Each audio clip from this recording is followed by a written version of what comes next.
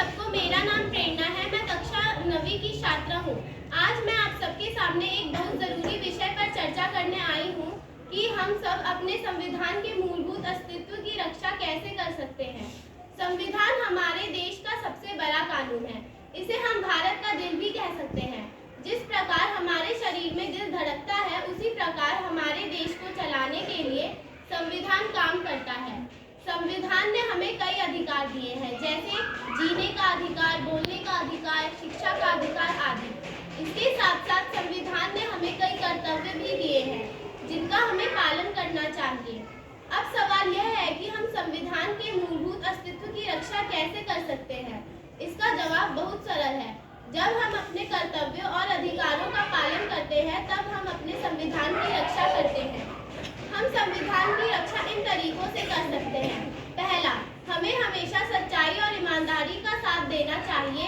झूठ, अन्याय और भेदभाव से बचे रहना चाहिए। दूसरा, हमें हर नागरिक को समान समझना चाहिए और किसी को छोटा बड़ा, ऊंच नीच या फिर अमीर गरीब नहीं समझना चाहिए। तीसरा, हमें अपने देश के कानूनों का पालन करना चाहिए, चाहे वह सड़क पे चलने के नियम हो या वोट देने के अधिकार। चौथा, हमें अपने देश में एकता और भाईचारा बनाए रखना चाहिए। पांचवा, हमें अपने झंडे, राष्ट्रगान और संविधान का आदर करना चाहिए। संविधान सिर्फ एक किताब नहीं है, यह हमारे जीवन का मार्गदर्शक है। जब हम संविधान के कर्तव्यों का पालन ईमानदारी से करते हैं, तब हमारा देश और भी तरक्की करता है।